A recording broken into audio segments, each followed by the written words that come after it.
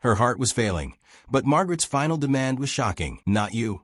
I want a white doctor. Would hatred be her last breath? What would you do if the only person who could save your life was someone you despised? The red glow of ambulance lights flickered against the hospital's glass doors as paramedics burst through them, stretcher wheels screeching against the tile floor. The air inside the ER was thick with urgency. Nurses moved swiftly, preparing IVs. A young doctor flipped through patient charts, and the sharp, rhythmic beeping of monitors underscored the delicate dance between life and death. On the stretcher lay Margaret Whitmore. Sweat drenched her face. Her breathing was ragged, her chest rising and falling in erratic, shallow gasps.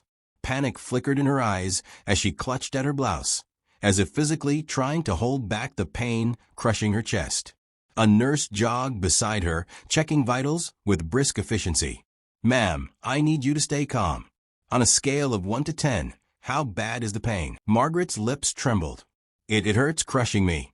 The nurse exchanged a quick, knowing glance with the paramedic. This was bad. As they neared the trauma bay, a doctor stood waiting, snapping on a pair of gloves. "Mrs. Whitmore, I'm Dr. Lawson. We need to act quickly to stop this heart attack from worsening." Margaret's eyes fluttered open.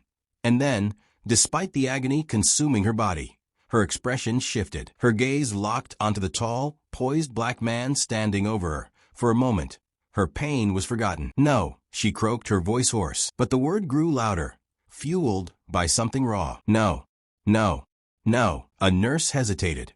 The paramedics paused. Margaret tried to sit up, her feeble strength driven by something stronger than pain, rage. "I don't want you," she spat. She wheezed again, coughing hard, her body betraying her. "Get me a white doctor." A heavy silence gripped the trauma bay, even amid the chaos of the ER, even as her body waged war against itself. She would rather risk death than let him save her. That a nurse stiffened. A paramedic shifted uncomfortably. "Dr. Lawson?" He didn't flinch. He had seen this before. "Mrs. Whitmore, we don't have time for this," he said evenly. "You are actively having a heart attack." Her face contorted, not just from pain, but from defiance. "I don't want you to touch me," she rasped. The head nurse, a woman with decades of experience and zero patience for nonsense, stepped forward. "Mrs. Whitmore," she said sharply, "you don't have time to be picky. Dr. Lawson is one of the best cardiologists here. If you don't let him help you, you might not make it to see another doctor." Margaret's pale fingers dug into the hospital blanket. Her chest heaved as she searched the room, her eyes scanning every face. She was looking for support. She found none. Because in this room, prejudice didn't matter. The only thing that mattered was keeping her alive. The monitors beeping quickened. Dr. Lawson remained impassive. "I need you to trust me," he said simply. Margaret wanted to fight. She wanted to scream, but she could barely breathe. For the first time in her life, she had no choice. Her teeth clenched, her lips barely moving. She gave the smallest nod. That was all he needed. "Start nitroglycerin. Dr. Lawson, we need to thin the blood before this gets worse."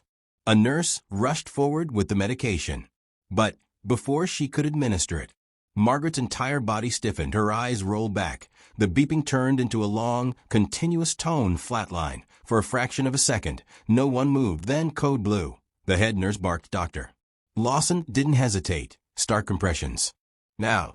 A nurse immediately pressed her hands down on Margaret's chest. 1, 2, 3, 4.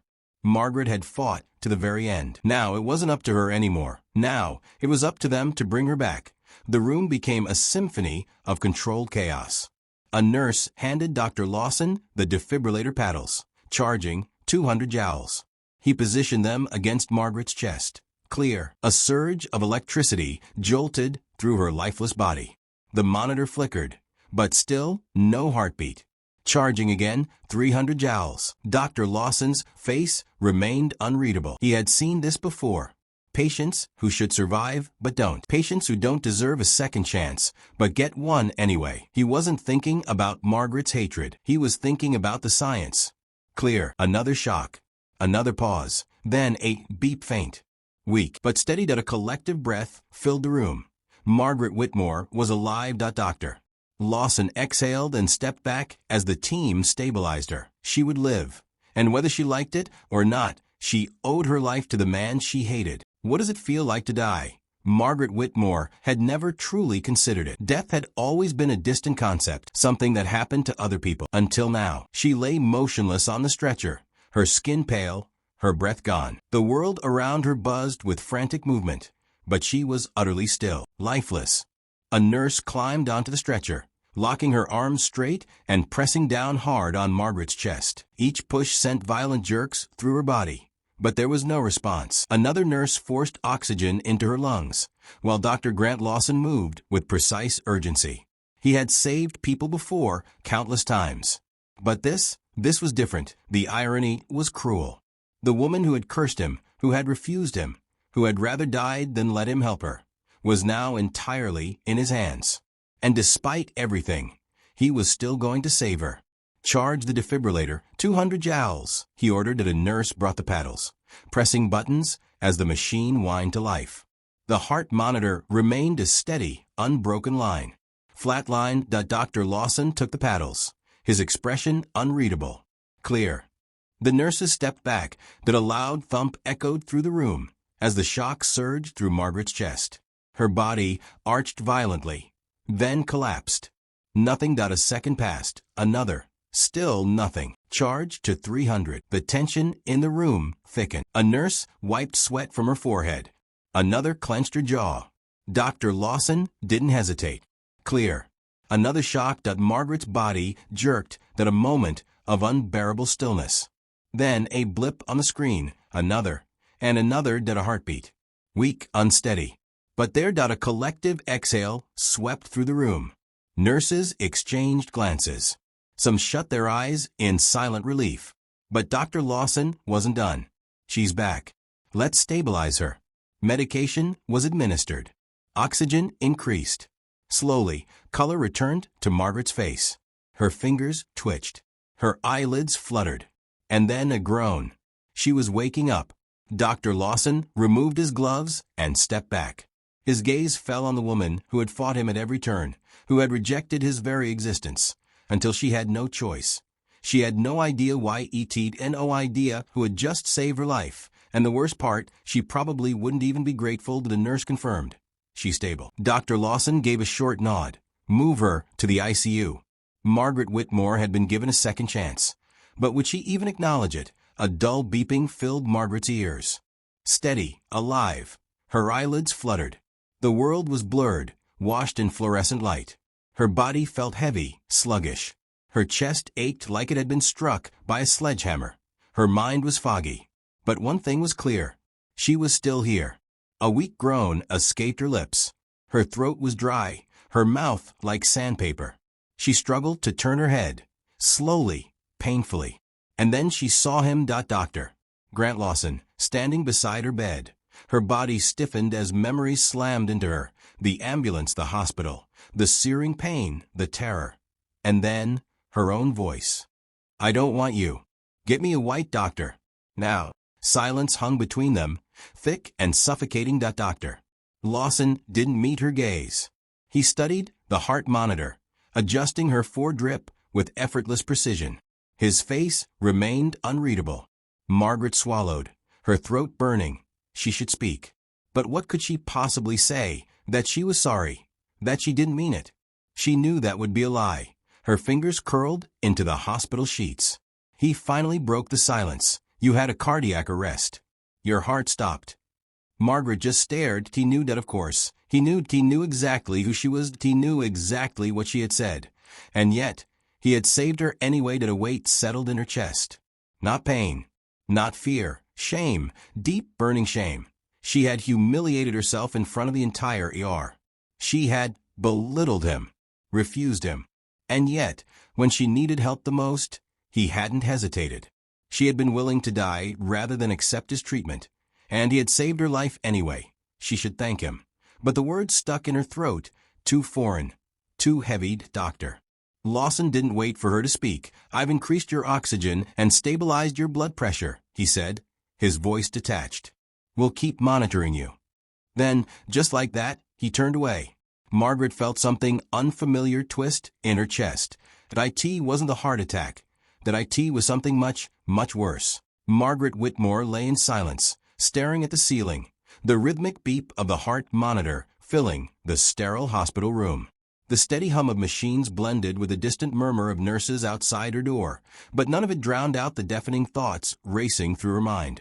She had almost died, and the man she had rejected, the man she had humiliated, was the reason she was still breathing. The weight of that truth pressed down on her chest, heavier than the pain that had nearly taken her life. She could still hear herself saying it, her own voice looping in her head like a cruel reminder of the woman she had been just hours ago. "I don't want you. Get me a white doctor." At the time, it had felt like an undeniable right. Now, it felt like a stain she could never erase. The shame burned in her chest, spreading like wildfire, leaving her raw and exposed. Dr. Grant Lawson had heard her. Everyone in that emergency room had heard her. Yet, he hadn't hesitated. He hadn't argued or defended himself. He had simply done his job, saving her life. Despite her hatred that a soft knock at the door pulled her from her thoughts that a nurse entered, adjusting the 4-line in her arm. She smiled politely, her expression professional. But Margaret saw it, the shift, the subtle distance, the knowledge of what had happened. Everyone knew. Margaret's fingers curled into the hospital blanket. There was no undoing what she had said, no way to rewrite the moment when she had valued her prejudice over her own survival. She had always thought of herself as better than those people, the ones in the headlines, the ones who refused blood transfusions from black donors, who rejected life-saving organs because of the race of the surgeon.